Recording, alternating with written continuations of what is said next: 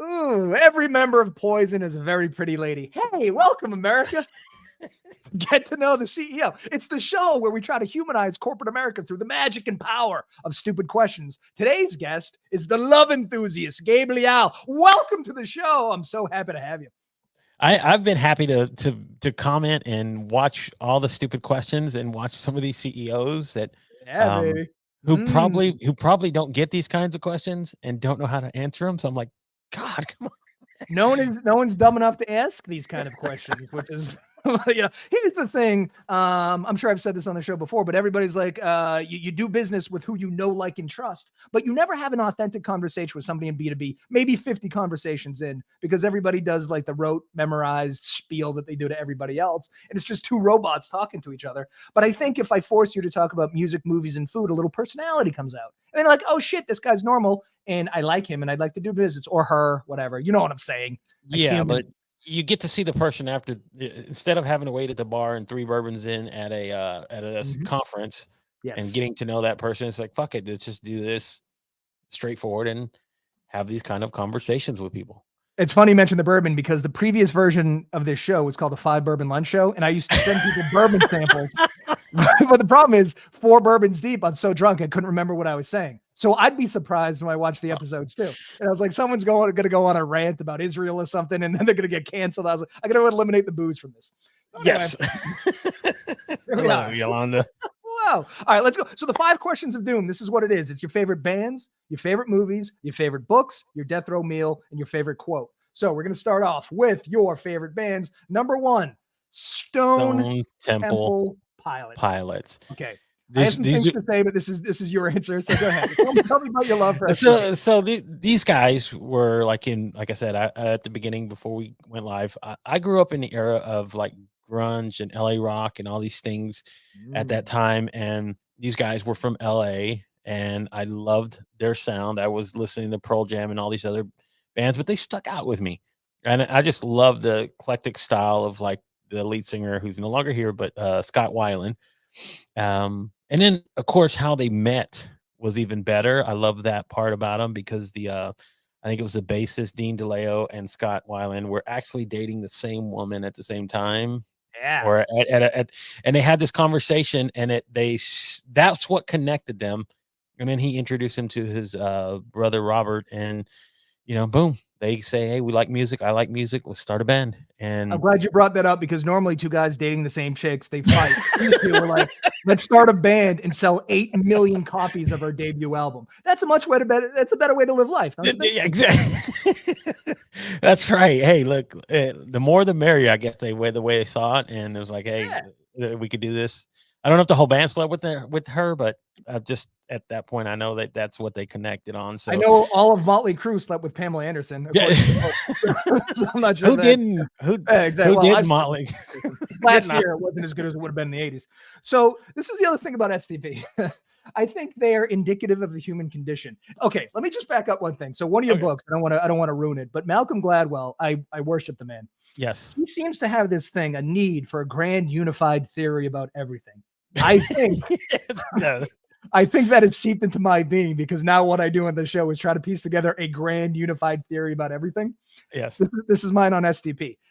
I didn't know this about them, but I did know that the Beastie Boys started out as a punk band and then went to rap. And that was part of the reason I'd always shit on them. I was like, they just became what was cool.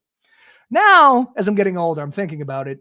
Rap didn't really exist. So it came out, they liked it, and then they went in that direction. Scott Weiland was in a Duran Duran-esque band prior to Stone Temple Pilots. Yes. A lot of critics at the time, and even contemporaries, would be like, there's a famous a clip on Headbangers Ball with Butthole Surfers are there. Yes. And they're talking about STP, and they're like, who does STP sound like? And Butthole Surfer guy goes, who don't they sound like? Meaning that they're just ripping people off. But I don't think that's the case, because they famously didn't like being called grunge. They didn't like being called heavy metal. Yep. I think they sort of embraced alternative rock. But to their point, like, okay, Scott Weiland loved Duran Duran. Everybody fucking loved Duran Duran. Then, alt Who didn't rock love Simon Le Bon? I mean, right? Like, what are you supposed to do? The thing that so I don't know. It's just that Rolling Stone called them the worst band of the year when their debut album came out. But now, because what I do, I go to Reddit to see what people think about these things. Everybody loves Stone Temple Pilots. So I guess my grand unified theory is, in the beginning, we just hate things for nonsensical reasons. Then as time goes on, these guys put out 4 amazing fucking albums, and now all that remains is their work. And if you run into Stone Temple Pilots now, you're like, oh, these are fucking great songs. So it's like it's set and setting. You know, at the time they were hated needlessly. Now they go, oh my god, it was just good music. What the fuck were we thinking? Yeah, I mean, if you were a fan of like Howard Stern in his day, like a lot of the return music and banter music that would come back to was Stone Temple Pilot music. MTV News used the beginning of some of their songs. I mean, they were people just loved their music, and it took a while. It took a while for people to realize how good they were, and I think a lot of it was written into like his drug usage with heroin and everything else, and it was what we I mean, the first time I remember the first time I got to go see them live, he was getting out of jail for, for and you know, somebody threw a shirt on the stage that said Scott Free, and he put it on and started dancing, and it was like, oh my god. I mean, I love them. I went and saw them 3-4 other times. So yeah, they were my favorite band for me. It was what I loved. The music that they did that I thought was differently. It didn't sound too much like grunge, and it didn't sound like too much like heavy metal. It just sounded a style that was different and unique to them, kind of like me. There you go. And here's the other thing about Stone Temple Pilots is I think part of the reason why people didn't like them is that one of the accusations is they didn't pay their dues. And when they signed with Atlantic, their manager was handling the Beastie Boys, Nirvana, and Sonic Youth at the time, and then Atlantic gave them total creative control, which for a new band was very rare. Yes, but they crushed it. And this is the other thing I think about a lot too, like the magic of the idea that 4 or 5 guys, usually in rock, get together and they do unbelievable stuff with like 4 or 5 egos, 4 or 5 guys trying to do their own things. So it's hard enough from that perspective. Then I didn't even consider the label. Then the label steps in and they start telling you what to do. Like from a creative's point of view, someone who just wants to make art the way they want to make art, to have all these other influences come in and then still make good music is fucking incredible. Yeah. I mean, and yeah, I'll tell you this. It was so much of just being able to, this is how I judge whether or not I like the band.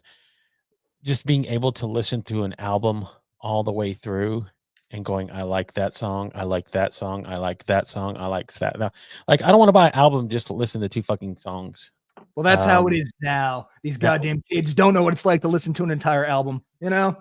Yeah, I know. And they don't know and understand the greatness of what a B-side was, and just listen to this song like, oh my God, this is a deep cut. You don't know.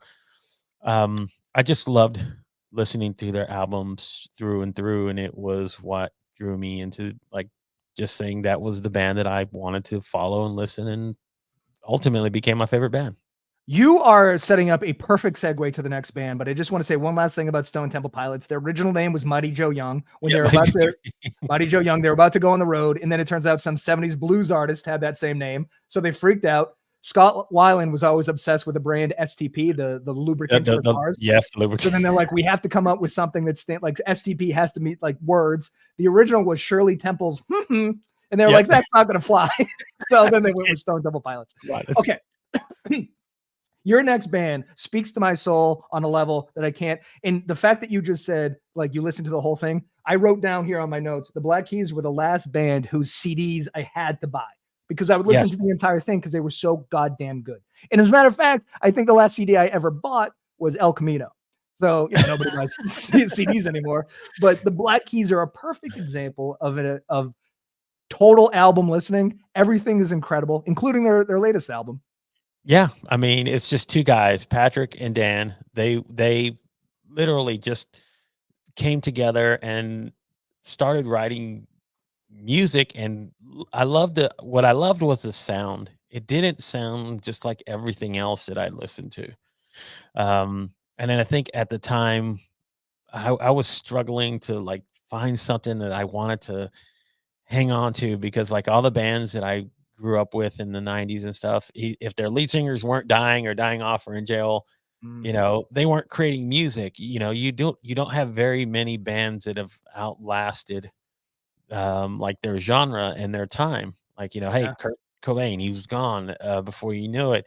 I mean, Lane Staley, all these again, you can't recreate those things anymore. So I was Yeah. struggling to look for something that I wanted to, and I stumbled upon the Black Keys, and I started listening to their music, and I go, man, these guys have a very unique sound. And I started doing research and saw that it was just two guys, and I Mhm. said, two guys doing all this and making this music, and I instantly became a fan, and man, and once El Camino hit, and I knew that like because I listened to Brothers. Brothers was an awesome album, and then they did El Camino, and everybody started listening to Lonely Lonely Boy. Boy. Great video too. That The great dancing video. stuff. Just one guy dancing. Yeah.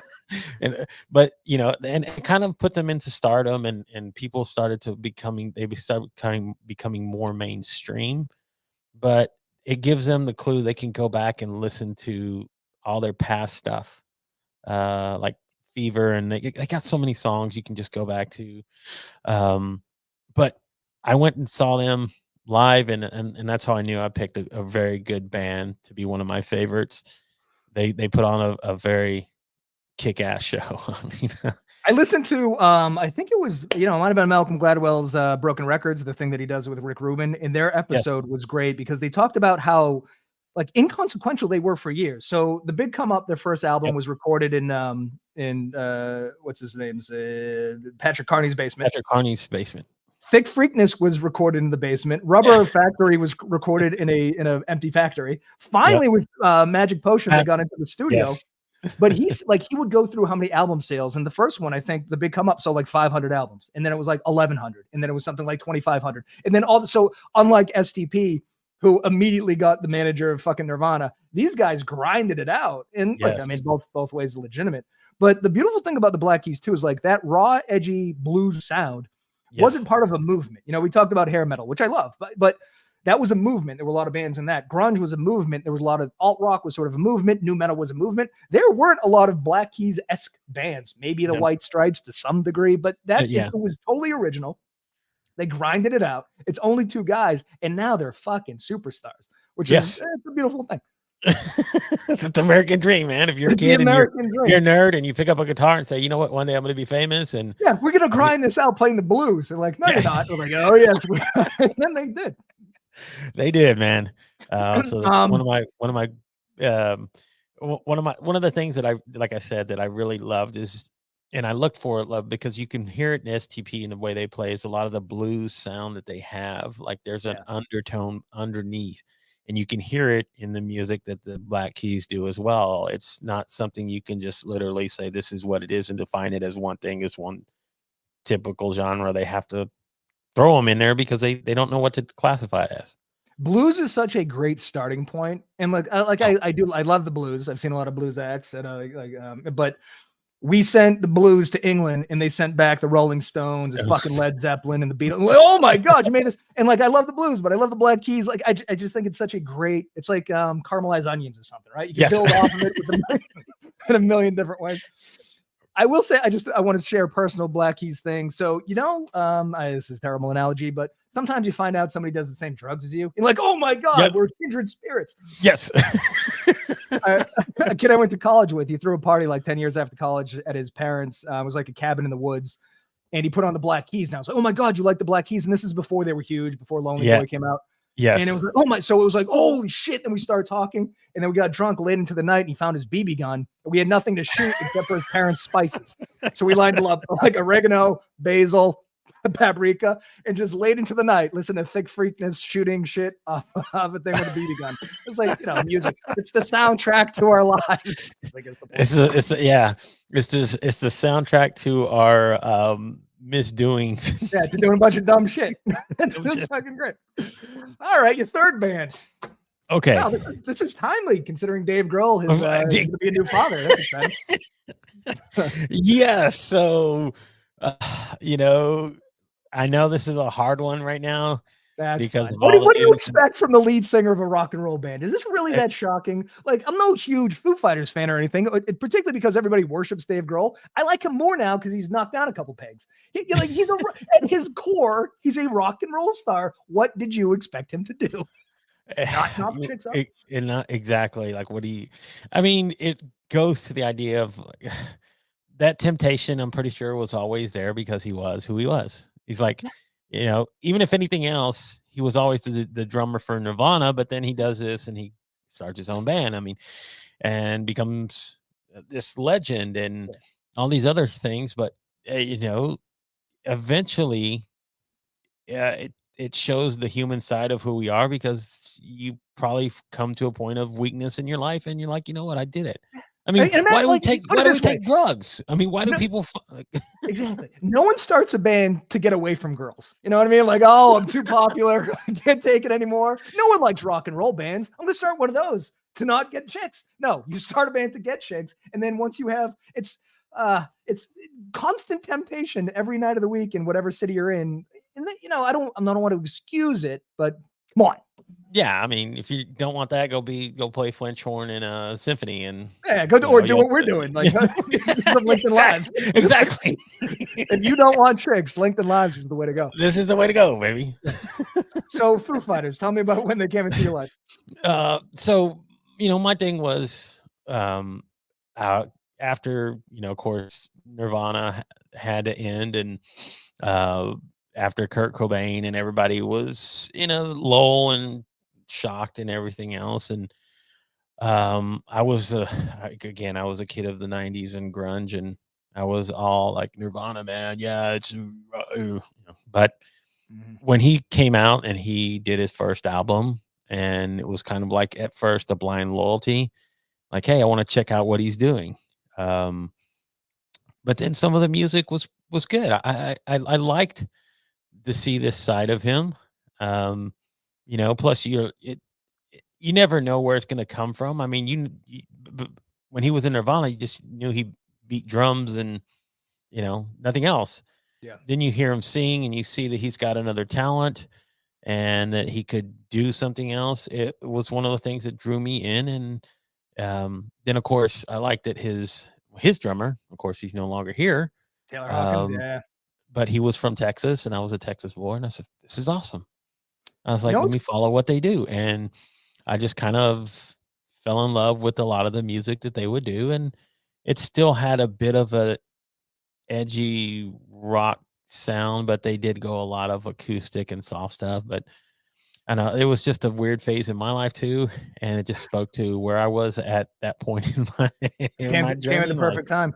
Dave Grohl also played every single instrument on their debut album. He didn't have a band. He did everything in the studio, which is, I'm a big fan of passion, even when it doesn't align with the things I'm passionate about. And I will say this about Dave Grohl, is he is super fucking passionate. I watched, he's in 2 documentaries, Sound City, where he buys the board. It sounds unbelievable fucking documentary. Yes. And then he's also in Count Me In, the drumming documentary. Yes.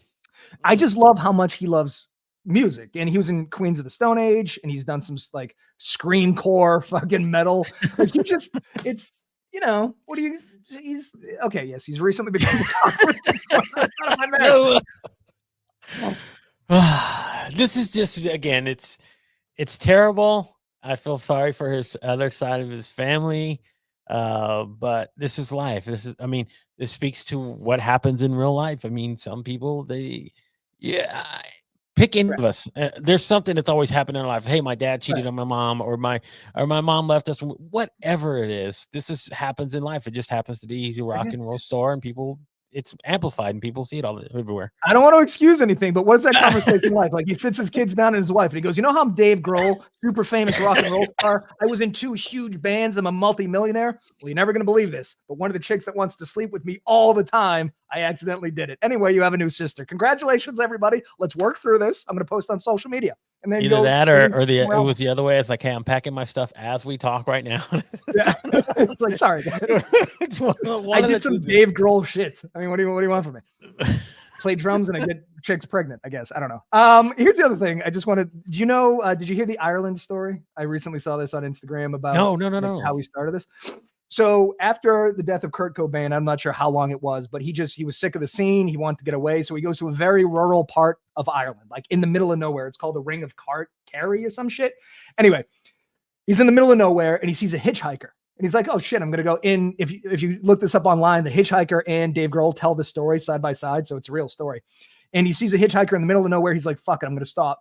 The hitchhiker's wearing a Kurt Cobain shirt. So Dave Grohl pulls over. He sees a guy in the middle of fucking one dude wearing a Kurt Cobain shirt. And he's like, at that point, he goes, I can't outrun this. And then he just sped off, leaving the hitchhiker there. But at that point, he was like, I'm never going to escape it. I just have to do something else. And then he did Foo Fighters. So, I mean, that's pretty, I don't believe in the divine or anything, but that's fucking crazy. Of all the shirts and all the hitchhikers and all of rural Ireland. Of all the gin joints in all the world, you had 7 of mine. Exactly. And then we got the Foo Fighters. And now that woman's pregnant. So we got another baby in the world. We could use a few more. Okay, let's go on to movies. Your first favorite movie, Yes. a class. I mean, 93% on Rotten Tomatoes from the critics, 95%. It's universally beloved. It has added so much to the zeitgeist. It made the DeLorean thing, the fucking flux capacitor. It launched Michael J. Fox's career. It's a cultural touchstone. Is this movie? Yes. I mean, and this is why. I mean, this was in my heyday as a young child, like when I was fascinated with movies, and then all of a sudden time travel and a DeLorean. Yeah. I mean, you can hear this. Look, you can hear this and people will recognize it. Look at the production value on my Shella. That's incredible. So you hear that it like I said, it was a cultural phenomenon, and things that we saw in that movie back then have still been referenced now in pop culture and the things that we do. Hoverboards. Yeah. What do you think? What do you think hoverboard the idea came from? Power up shoed laces. Yeah. I mean, there were just so many things, and even in the Avengers movie, they talk about how time travel was, and like they reference. I just watched Endgame the other day. Yes, they reference Back to the Future. Back to the Future. I was like, so, and plus, it was at a time, and I became a student of film. I loved it, but it was Steven Spielberg. It was E.T. It was all these things back then. Robert Zemeckis, and it was like, how could you not? Spielberg, the lighthearted teen and kid romp, like with E.T. This is I bitch about this on the show all the time. The death of the mid-budget movie. Because this wasn't necessarily a blockbuster. It was a lighthearted teen romp, which is shit we don't get every day. And listen, I'm a huge fan of the Marvel Cinematic Universe, but not everything has to be fucking superheroes. Yes. But in order to make money back in the theaters now, it has to make $5 billion. So a movie like this, and actually all of your other movies, is the same thing. Robert Zemeckis, though, this is another thing that I'm obsessed with, is when people just have fucking banger after banger after banger. Yes. Who Framed Roger Rabbit, Forrest Gump, Castaway, Back to the Future 1 and 2. I mean, holy shit. Yeah. That's amazing. These guys, I'm telling you, back then, you had to, I grew up in an era where you had to be creative to generate money. It was George Lucas. It was Steven Spielberg. It was John Hughes. It was these guys that I saw back then. I said, man, they're powerful. Yeah. They know how. I mean, literally, John Hughes. This is John Hughes anecdote, but he could sit down and write a script for a movie in a weekend. John Hughes is ungoddamn believable. Now, I didn't make many of his because I can't just choose one, but there's so many. But again, that's just how these guys were. They saw and became visionaries, and what they created off the backs of what they created are now part of what the industry is. Industrial light, sound and magic that George Lucas did, and Spielberg and what he did with his entertainment. He's part of DreamWorks, and they started that. I mean, everything started from all these things that these guys did back in the day, that they were just following what they loved and being passionate about. You know what sucks too is this is the analogy I used. Like when old rock guys die, we get very sad, but they're generally past their prime. I'm a big Tom Petty fan, but Tom Petty died at 70. He had no music left in him, and if he did, it wasn't going to be very good.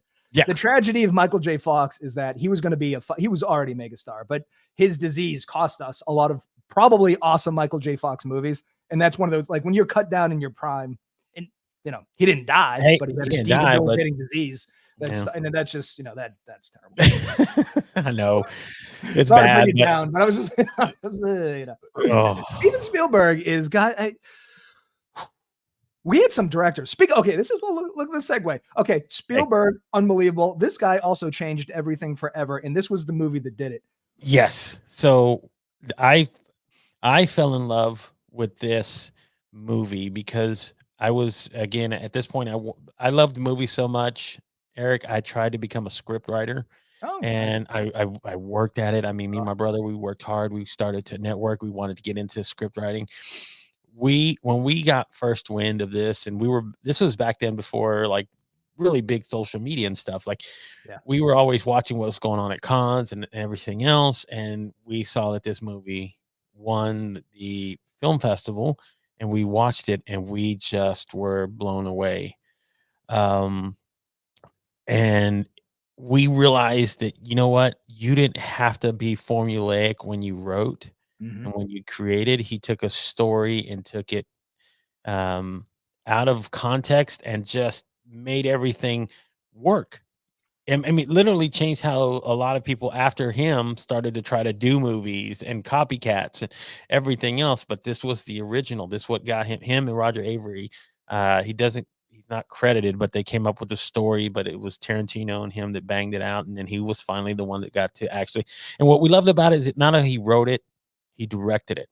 There's Yeah. not many of those guys that get the opportunity to write and direct their movies. I mean, most of the time they buy or option scripts from certain writers, and then it goes off to another director who turns it into their vision. But to be able to write what you want to see creatively, and then to become the visionary that also makes it happen, that was what blew us away and what we wanted to chase. I'm glad that you mentioned that you saw it when it came out because, I referenced this quote by Chris Rock a lot, but he talks about how comedy rots. So, and he's right. I'm a big stand-up comedian fan, but like George Carlin and Richard Pryor don't make me laugh out loud. I'm like, you're clearly talented and passionate and right about the things you're saying, but unless you were there in the 60s and 70s and watched them, like they just don't speak to your sensibility. I'm a huge Billy Madison fan, but if I showed a 14-year-old Billy Madison today, it wouldn't think it's fucking funny. He goes, "What is this? This is boring. Yeah, it's fucking stupid. There's a giant penguin. Like, what's going on?" I think this is part of the reason why people fall in love with things like The Godfather. If you were of a certain age to see the first real gangster movie in everything was new. Now it's tropey. Everything is born of that. To see Pulp Fiction when it came out, this was fucking groundbreaking. And I watched the Siskel and Ebert review of that. Both of these guys loved it. They said it was outrageous. It was bizarre. It was fucking, it goes out assorted low lives on the fringe of Los Angeles. That's enough of a movie because it had unbelievable dialogue. It woke people up with its dialogue. And that's nothing had ever been written like this before. No, and it was goddamn believable. It was shocking watching it, the scenes where she overdoses and like having her and the tension that he does so well with film. And what I love about it was like in that moment, they're sitting there and they're writing a red dot on her chest to pump the adrenaline in her heart.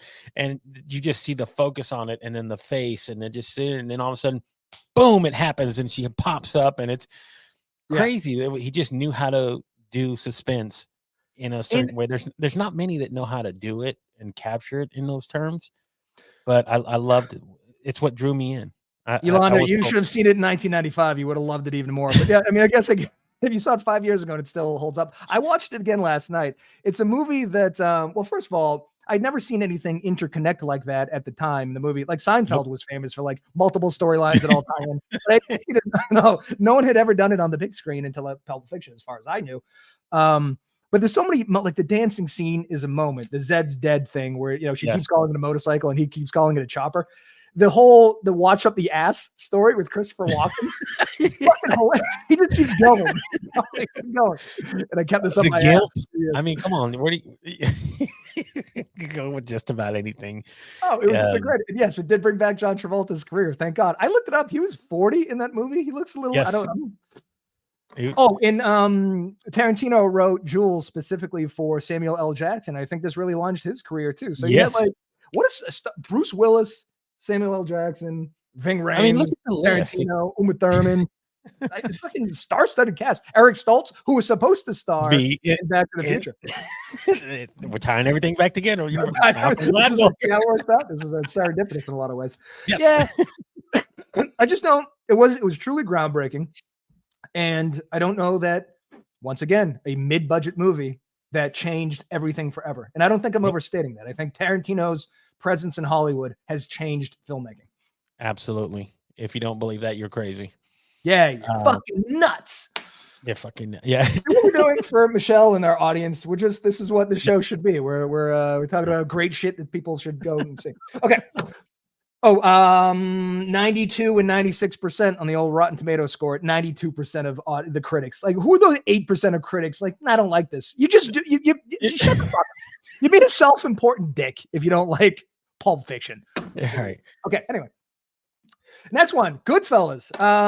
Best gangster movie of all time. Are you willing to say that? Yeah, yes.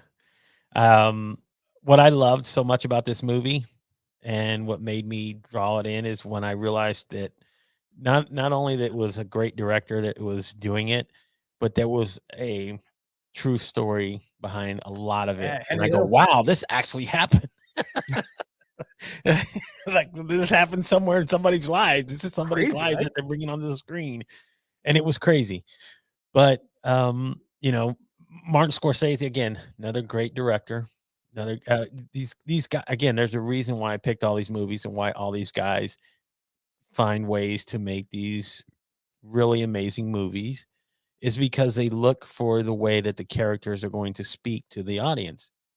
And I mean, you can quote a lot of things in this movie. I mean, we watched the scene where he's the Joe Pesci scene where they're all drinking and he's telling Henry Hill, "How am I funny?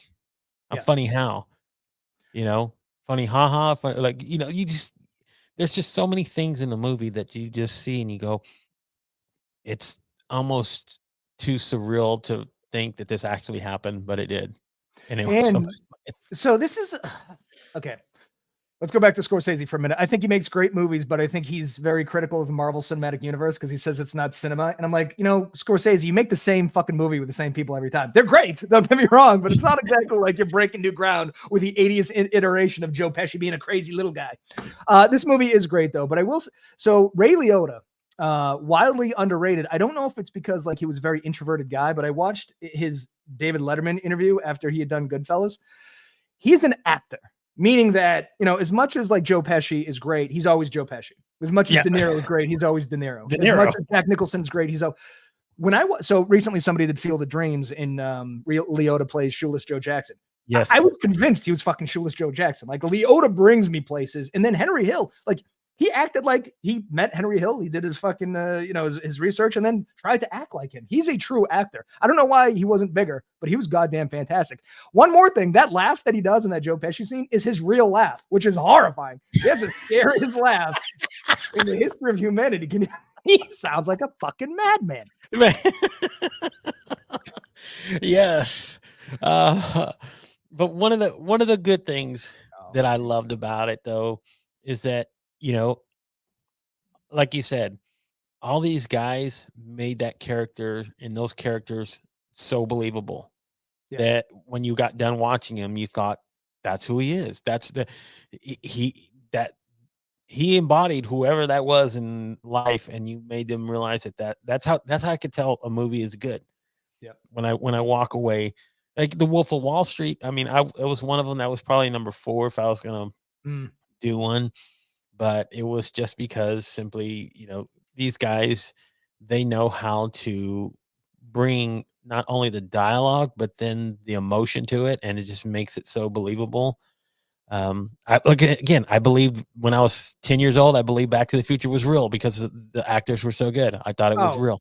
It totally brings you into the moment. And the beautiful thing too is like when a bunch of things coalesce and come together. This was Scorsese at his Scorseseest. Yes. It was Pesci at his Pesciest. De Niro at his De Niroest. And if you watch this, you're like, oh my God, Sopranos. That guy's in the Sopranos. I looked this up. 29 actors in Goodfellas went on to star in the Sopranos. 29. Everyone was in it. That's crazy. Yes. And it all comes from one thing like this, and it just spreads out into the universe. I mean, again, all these movies changed the way that things were done after they were created. I mean, we looked at time travel differently.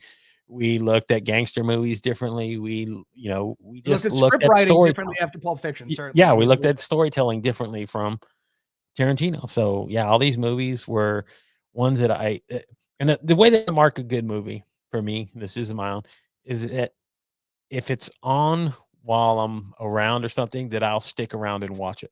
Even though I've seen it, I don't know, 10, 20, 30 times. If it's there and I'm there and I'm in around and I can watch it, then I'll stick around for it. It's the same way that I say good music is created. You hear something, if you hear it over again, and it's like, I can hear that. I could hear this album from beginning to end. It's great, and I want to listen to it. I think the 90s, and two of these movies are from the 90s, Yep. are an underrated, like the amount of music in movies and television shows that came out in the 90s. I don't think we've ever had a 10-year span that was better. 1994, I picked out specifically because that's when Pulp Fiction came out. You also had Shawshank Redemption, Forrest Gump, Natural Born Killers, and The Mask. It was the height of the Jim Carrey era. It was like you had in it, the best prison movie ever made. You know, Jim Carrey was the biggest star in Hollywood at the time, and Forrest Gump was a goddamn. It changed things. It's fucking. I'm telling you, the '90s. Yeah, and that's the thing that coalesces with all these movies. Go look at the soundtracks of all these songs, these movies. Forrest Gump, greatest soundtrack of all time. It was a double album. And then even this, you go hear the music like Layla and Goodfellas. Right. Like you go, there's just so many things. Like Tarantino was so great at using this, at using movies to build moments in all of his scenes. I mean, even now we can go watch Back to the Future and listen to The Power of Love and Huey Lewis, and even though you might not know who Huey Lewis is, you're like, I know the song. Speaking of, like, you make such a great point about soundtracks. It used to be a thing because Stone Temple Pilots, for example, one of their biggest hits came from a song they did for The Crow. You know, like they used to get big fucking rock and roll bands to write music specifically for a movie, and then we would go buy the soundtrack. Do you remember that? What happened? Yes.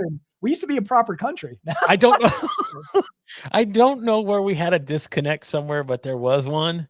Oh, Kiss from a Rose by Seal. Didn't everybody go out and buy the Batman 2 soundtrack? Look, the Batman movie sucked. Like it was as far as like cinematically how it was after the first two. That was a Joel Schumacher movie. Yep. The whole neon color thing and everything. But the sound on the bat suit, yeah, they really. Yeah, exactly. Yeah, the soundtrack killer. I mean, U2, the Seal. I mean, the Offspring. There were just so many. It was great. Those days were great. You know, this is another good point about. So I watched this. I think it was on Hot Ones. Matt Damon was on, and he talked about the death of the mid-budget movie and why, you know, sort of the economic part of it is that we don't buy DVDs anymore. So you used to be able to make a mid-budget movie, and although it might not kill it in the theaters, people would go buy the DVDs. Also, he didn't mention this, but soundtrack, that was another avenue to make money off of a movie. Now you have one shot. It's essentially in the theaters, and unless it's a blockbuster, people aren't going. And then I don't think people, how much money do you make if somebody watches it on Netflix? I don't know. I suspect it's a lot more like Spotify. Yeah. So you're missing out on DVD sales. You're missing out on soundtrack sales. And then all of a sudden they're like, well, again, you have to make $3 billion at the box office or it's not getting made. And that has cost us a lot of movies. Yeah. And like you said, they don't have artists that solely create like for a soundtrack anymore. It's just like, well, we just found so-and-so's music on. And just slap it on there. Cloud and reached out and threw it on there, and there you go. You know what we need a goddamn DeLorean to go back to 1990. Haven't we invented this yet? We've had time. No, what are we doing with ourselves? They promised us hoverboards and we got Twitter. That's terrible. Okay. Literature. Oh Lord. I've read this. I read it on a plane. I bought it at the airport. Well, tell me what you love about The Alchemist. Okay. So what I loved about this story, and it was at a time in my journey in my life that I needed to find myself. I think that was the story of The Alchemist. Is this boy from Andalusia has to go out and starts looking for his treasure. And the whole thing about the book, and he goes and he meets all these people and he goes on this long journey and he's all these things that he learned. And it all comes back that everything that he really wanted and you know, was searching for in life, he already had back home. He had all of that stuff. It's like a story of our lives. Everything, the answer and solutions to who we are as people and everything else that we go through probably internally is already there. We just have to go down that journey to go figure it out. Plus, I'm gonna say this: not only I'm more of an auditory learner than I am of physical reading of the book. So I bought the book on Audible, and it's read by Jeremy Irons, and I fucking love his voice. That's a good voice, it drew me in. So I listened to it by Stephen King and Dexter read it. The Michael C. Hall. It's fucking Michael C. So glad you bring up it's the reader makes a big difference when it comes to audiobooks. Jeremy Irons. Yes. So that's what drew me in, and I've listened to it multiple times. Like I said, it's the same for me of how I judge whether or not a book is good enough to be one of my favorites is that even though I renew stuff all the time, if I go back to it when I need or want something from it, then it's awesome. Then it needs to be one of my favorites. I find an interesting juxtaposition between this book and your next book because my takeaways, The Alchemist seems to suggest that things matter, that like Yes. there's a soul of the world, that there's some sort of meaning to life. Yes. Right. Mhm. Your second book, which speaks to me, Yes. speaks to me a lot, is that nothing fucking matters. You know what I mean? It's, which is how I feel. He quotes Nietzsche and Immanuel Kant a lot. I'm like, okay, Yes. so life is, there's pain, there's hope, there's a paradox. Oh, okay, let's pull up the second book. So let's juxtapose The Alchemist That's with the best. everything is like Mark Manson. Hope comes with struggle. You should embrace uncertainty. There's the emotional versus the rational brain. Values matter. The thing that you place value on, there is no intrinsic value. It's only what you place on the thing. And I think about this in terms of sports a lot. Yes. I'm a huge Patriots fan. If I watch the Super Bowl where they come back against the Falcons, they were down 28-3, and I watch it with the Falcons fan, he is suicidal, and I'm on pure ecstasy. We're objectively watching the same thing, but our experiences of it are totally fucking different. And that is such a dumb analogy, but that is life in totality. Yes. And to me, that suggests that there's no intrinsic meaning to anything. We just apply the value and the meaning, and then we just go from there. And, I think I'm a nihilist and an agnostic, but I don't think that's sad. I think, oh, good, I get to place value on this thing and then derive pleasure of it, as opposed to somebody else assigning value and me going, well, now I have to care about that, even though I might not, Well, I think part of it, what I loved about this book, and he is a realist about things in life. It's great to have belief and hope and all these other things, but we do have to come back to the stark reality of where we are in life. Like one of the things I love, what I love about Mark Manson, just people like that have this mindset is that, guess what? It's great to have all these things, but realize two things: we're going to be born and we're going to die. Yes. And you're going to have to figure out everything in between. And you better have a real good scope of how you look at things. I love looking at things from different perspectives. And I loved having this perspective of how people can look at life and how they value things. Mm-hmm. And this is why this book, like, I like searching for meaning, and I like understanding the value of why I want to. So that's why the kind of these books fed into who I was and what I was searching for and what I was meant to become. And that's why I like these books, because they make me question. And if I think that's right. You should open your eyes to the world around you and question the things. And then sometimes both things make sense. I mean, I think somebody said the mark of intelligence is being able to hold two opposing views at the same time. I think that's probably true to some degree.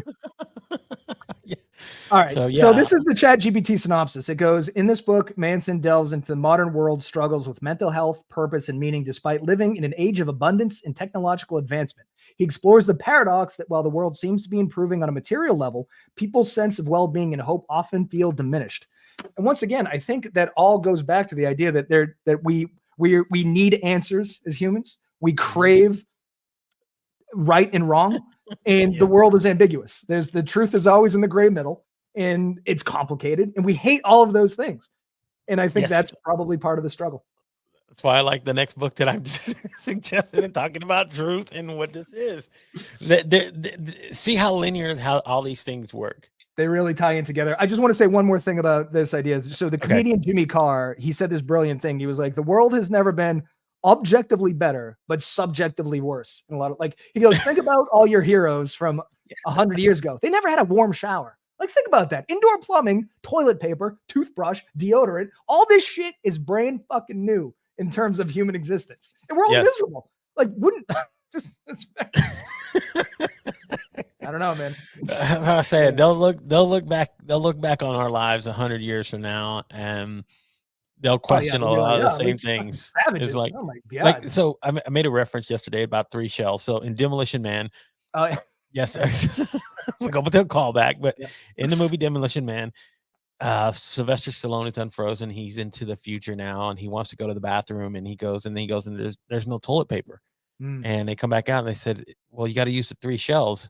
he's like, "What's that?" He goes, and everybody looks at him and they go, "He doesn't know how to use the 3 shells," like he's a kid, like Yeah. what's going on? And then he just starts saying, "Well, I'll figure it out." And then he goes over to the machine and they give you demerits whenever you curse or do anything. And he starts cussing and he gets like 5 or 6 sheets of paper and says, "Okay, I got it figured out." It's a toilet paper. Oh, He goes, brilliant.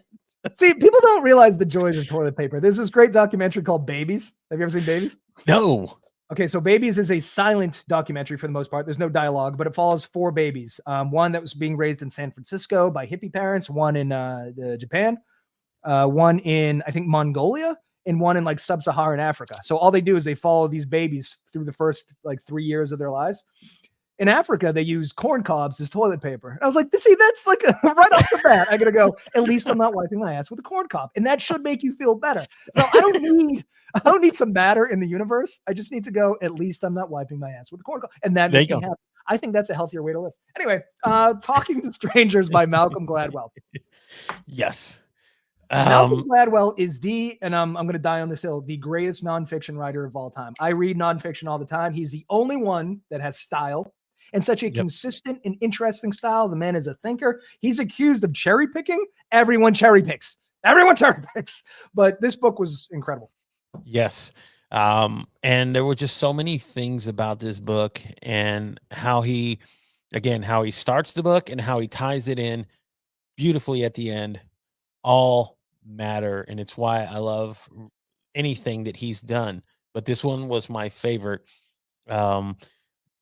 Simply because it was at a time too when I was seeing all the things talking about racism and all the stuff. I mean, we had been going through the George Floyd stuff and what he mentions in the book is Sandra Bland and what she went through, and Brian Encinia is the cop, and there's a whole story behind it. But the way he ties it in and how it goes all together, and even learning a thing like, for nobody hasn't read the book, but defaulting to truth and what that means and that theory, and just even the things that he talks about in there, like how we can look at a computer or I think it was a computer that they had look at these criminals who had the same records, and they talked about how 50% of the judges would look at these cases and let people go based on sympathy and looking at things, and then the machine made more of a higher percentage of whether or not these people will become repeat offenders, and the machine's probability and accuracy was higher than us as humans. Yeah. Like, I can't wait till AI replaces juries, because they're going to get it right more often than not. He's ballsy too, because he did the deep dive into the Sandra Bland thing. Yes. Which is, you to even present that there might be another side to a horrible story like that. Then he goes further and he talks about Brock Turner, the college rapist. Yeah. And then you start to go, well, but you could never say that in public. You can never go, Brock Turner has a point. You could never say that. But it is ballsy to go, all right, let's really look at this story and what happened. And then you can make your own. So everything, the Bernie Madoff stuff is fascinating. Yes. I love this guy. I love his books. I love his podcasts. His podcast. If you haven't listened to that, I mean, that's another good listen to. Mark Manson's another. I'm telling you, these guys do not only talk, but then they go out and they do podcasts and videos and stuff. And they really give you perspective. They do. And it's like the deep dive perspective too. I think there's a thing with everybody has an opinion, but they're generally uninformed opinion. These guys are doing unbelievable deep dive. And they're coming up with something. They do tons of research. Trust me. When they do these things, they do tons of research in formulating what they're going to present and what they're going to talk about. So that's why I love these guys. And I love, and the best thing is, again, I'm an auditory learner. So when I bought the book, guess who read it? Malcolm Gladwell himself. Oh, he's great. Oh man, thank God. Thank you for looping this around. He did the Bomber Mafia. Did you listen to that one? Yes. That was fucking great. And then he's playing with the way that people can present audiobooks. He's a fucking national treasure, and he's half Canadian, which sucks. Yeah. But we can't blame it. Everything can't be perfect about everybody, right? That's true. Oh, poor guy. That's true. All right, let's talk about your death row meal. Yes. This is the first one. Oh boy, oh boy, oh boy. So now you're on death row. You're starting out very traditionally TGI Fridays, but yes, like a TGI Fridays menu. kind of. So mozzarella sticks. I did a little research. Wikipedia is the fucking greatest. It is. Like, the proliferation of mozzarella sticks had to do with a lot. In the 1960s, we found out how to mass produce mozzarella. Yes. And in the 1970s, we just started frying shit. So, I mean, this is again part of Jimmy Carr's point. 100 years ago, nobody had a mozzarella stick. It wasn't until the 1970s that we invented this delightful treat. And this is one of those things too. Nobody would ever eat 10 cheese sticks out of the refrigerator, but you deep fry them and dip them in marinara sauce. I can never stop. It's like I say, I try to eat. I'm a little bit older, but I'm trying to eat a little bit better. But I can tell. But if you're telling me tomorrow, that I'm gonna go, I'm sorry, I'm not eating alfalfa sprouts and no. I'm going full in, and it might be painful on the other end, but I don't have to clean it up, and I don't have to worry about it once I'm not there. So I'm just gonna take in. And that's what this meal should be, because you're frying the shit out of everything. But mozzarella sticks, this so fucking. If you don't like mozzarella sticks, it's like not liking Pulp Fiction. What are you trying to prove into who? I don't know. Yeah, it's the two guys that didn't vote Michael Jordan as the most unanimous. What's wrong? Yeah, it's got to be two. Just come along with the rest of us. Buy an iPhone. Like, just stop trying to look at a name. Fly. Yes. Okay, so mozzarella sticks, objectively delicious. Nobody can argue with this. You brought up, jalapeno poppers, which, as you know, appeared on somebody's list yesterday, but you did the bacon version, which I had a whole thing about this. We are constantly improving on perfection. I think that's what we did here. Yeah, you're lucky it's not even dipped in a batter of ranch. So well, you could still dip it in ranch. That's the beauty of American cuisine. It has no credibility. Whatever the fuck you want to do. You want to dip this in ranch? Go ahead. You're an American now. I mean, if they roll this to me and they're going to say, after you're done eating this, we're going to say your goodbyes and you're gone, I'm happy. I walk away. I'm great. I had all the, come on, the cheese, the bacon, the underrated cheese, bacon, exactly. Spice. All of it. You're right. You can dip it in ranch. You can dip it in salsa. There's a lot of things like you can just keep adding on. So I did a little research into jalapeno poppers. Evidently, they were first introduced in the 70s as armadillo eggs. So it was a marketing problem. That's a terrible name, armadillo egg. I don't think exactly. Because we're so stupid, we probably think it was an armadillo egg. And we're like, that doesn't sound very good. Yeah, But then in 1992, at a Kentucky Derby party in Kentucky, seemingly at a fair, they were first introduced as jalapeno poppers. And since then, it exploded. In 1995, they made their way to the TGI Fridays and Applebee's menus. And I think since then, jalapeno poppers everywhere. Oh, I'm telling you, man, there's nothing like a good jalapeno popper. And I've even had some where like they stuffed it with shrimp too. And there's so many things you can do with it. You can stuff anything in the middle of a jalapeno popper. Exactly. You can just gorge it down. It's hard to be alive. Okay, so now you're moving on to another healthy option. Chicken fried steak. I assume with some sort of cream sauce. Yes, exactly. If it's not going into the deep fryer, it's not going to do. I mean, come on. Again, folks, this is your last meal. This is it. Right. The way I see it, I'm going to go for the gusto when it comes for what I'm going to shove into my pie hole. So, yeah, I want chicken fried steak. Make sure extra gravy and make it. I did some research on this too. So I don't know if you know this, but so it was born of the idea of the Wiener Schnitzel, but it was invented in Texas. So they're like, you know what, we should chicken fry steak. Well, again, America. And then why stop? Wiener Schnitzels don't have a cream sauce, but it has a cream sauce. Everything in the United States. So but here's the problem with chicken fried steak with me. So I'm a military brat. And I lived in Georgia for kindergarten through third grade. And quite often at school lunch, we would have chicken fried steak. And I found it to be delightful. But now I live in the Northeast, and this isn't a thing. This is never on a menu. So I don't think I've had chicken fried steak since third grade. That's been a long time. Oh, my God. I remember it being very good. I mean, you're deep frying steak and covering it in a reduced cream sauce. How can that not be unbelievable? Exactly. I mean, you're missing out here. I mean, they make one here in San Antonio. Well, I don't live in San Antonio. I live in Dallas, but in San Antonio, they make one the size of your plate. So, I mean, so you need to invite me out so we can have some nice chicken fried steak. All right. So now you're moving on to mole with chicken. Chicken and mole, yes. So this is a personal favorite. This is something that I will never get to eat again. But if it's my wish, this is what I'd want. Why can't you eat it again?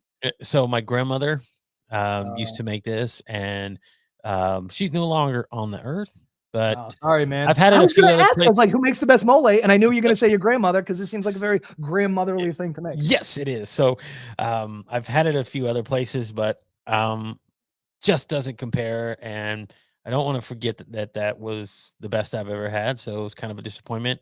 It Mm, makes me think of there's this movie that Robert Rodriguez does called Once Upon a Time in Mexico. I don't know if you've ever seen it. He's no. got Johnny Depp as the character, and he's kind of a sort of a anti-hero in the story. His favorite meal is puerco pibil, which Yeah. he goes to every restaurant, he orders it, and he tastes it, and he either eats it because he doesn't like. So he gets to this one, and it's the best he's ever tasted, and he knows he's never going to have to be able to ever taste it this good again. He goes back there, gets up, walks back to the kitchen, he kills the cook, and It's extreme.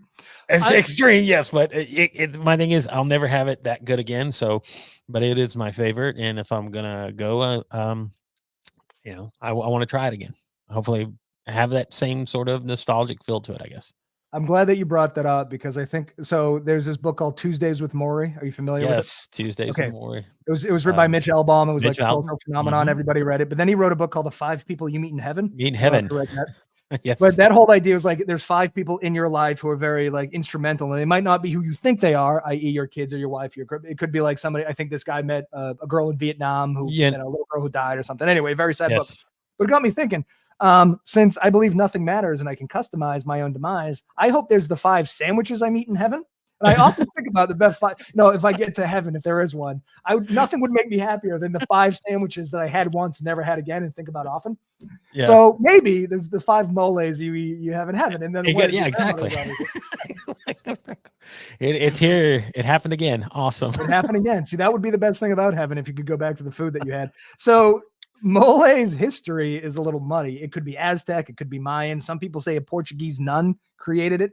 So it's very it's blurred according to the internet, but it's been around since the 17th century. So we have that going. Yes, that's been around for a while. I know that for a fact. I mean, it was just because I think even back then it came from like a chocolate sort of cacao that they had used. But not Hershey's chocolate. A very it's not like the chocolate.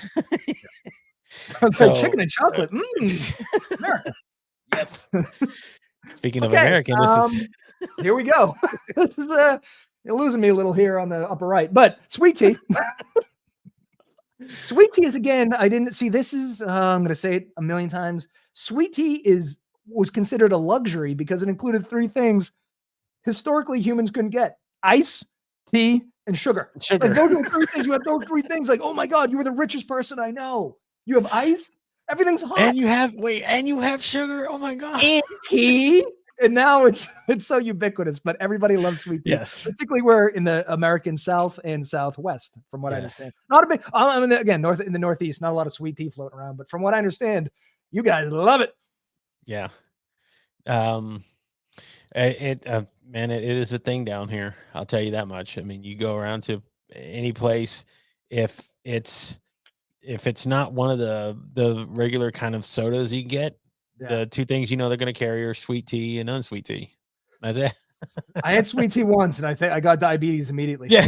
I didn't have it before, but I needed a glass of insulin. Yes, after. you do. So Sweet. if you're looking for glucose, when you say sweet tea, it's not ambiguous. Like what could this possibly taste like? You're never gonna believe it. Sweet fucking sweet. Yes, it's gonna taste like sugar and tea. Yeah, they're nice. That's what you get. It's brewed, and there you go. Cavities in a mason jar. Very exciting. Okay, now you could have any beer in the world, and we live in the golden age of beer. I'm a white guy in my 40s. I love IPAs, obviously, and I was just gifted a smoker by the gods because this is what we do. We drink IPAs and we smoke meats and take pictures of it. Miller Lite of all the beers in the world, go Miller Okay, Lite. So this one has a tie to my youth. I was hoping there had to be something. This is the first beer I got drunk on because this is what my uncles used to drink and leave around, and this is what we used to take and steal and go have fun. So I figure if it's my last meal, I'm gonna be so stuffed with full. I'm not gonna have enough time to get drunk on my favorite kind of like liquor or alcohol. So I might as well just have a beer that just reminds me of That Fuck little all the good times nostalgia. that I had fucking off when I was younger and immature and didn't matter. I get it. I went to a wedding recently and it was like open bar, but it was on like Budweiser and Truly. And I'm not drinking a Truly. So it was like, so I had the Budweiser and I go, holy shit, it tastes like college. This tastes exactly like college. Yeah. I'm never going to drink it again unless I'm forced to. Yeah. Yeah. Sometimes things, it's just like music. It tastes like a time and a place. Yes, it does. All right. So you're having a little nostalgia time. party. I gave you 6 of them because there's no way you're going to get drunk on one. No, even 6, I don't think. six is a bit light too. Sorry. I couldn't pick it. They've done an 18 pack, but next time you're on the show. There you then go. You're going with what I consider one of the finest pies. The key lime pie is just, oh my God, the crust, the little tang. Oh, key lime pie is fantastic. I love it. You just described everything that I loved about it. It's the crust, it's the texture, it's the tang, it's everything you would hope you want in a pie. Like I've seen apple pies and cherry pies, but I think it's overdone sometimes with the fruit. And I mean, if you don't get the ratio all right, you can fuck it up.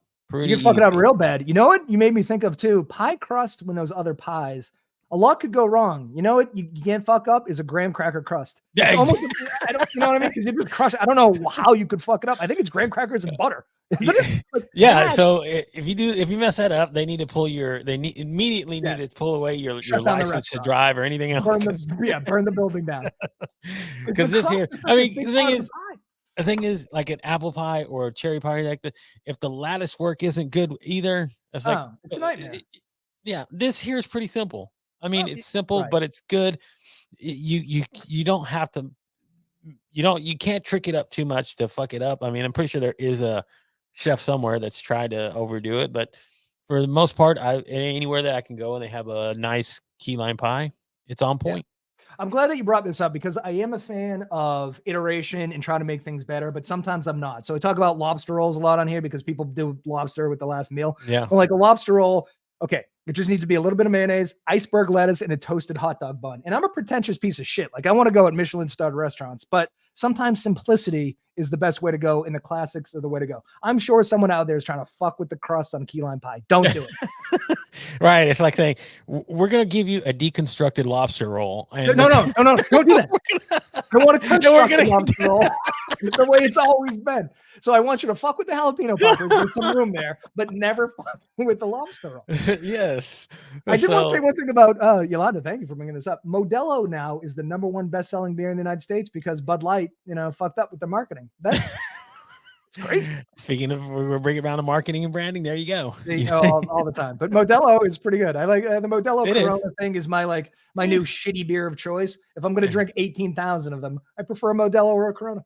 That's right. If I'm the way I'm still, if I'm going to lease beer, which is what you're doing pretty much, because you're drinking it and it's going leasing beer. That's a good way to put it. You're going right back out.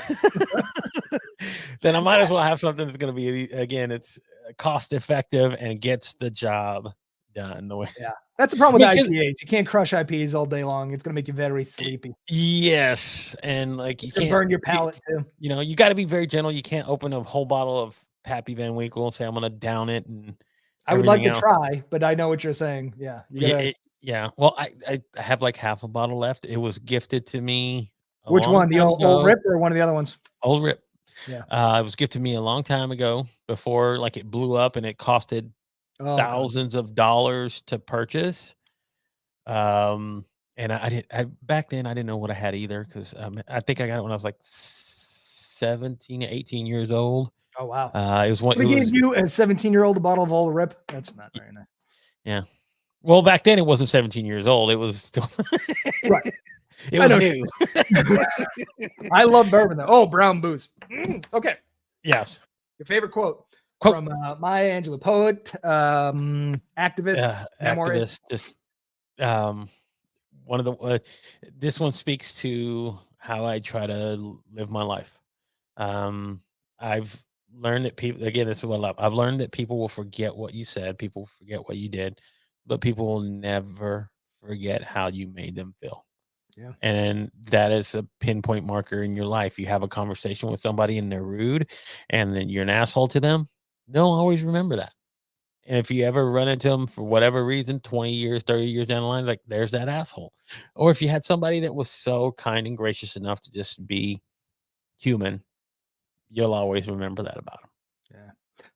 I'm going to tie this into my discussion about Interstellar yesterday, which is that the fact that everybody in the world is going to die, no one's crying about that, but you get all weepy because the old lady sees her father right before she dies, and he kept his promise. It's like those very small things. The feeling is the thing that matters, Yes.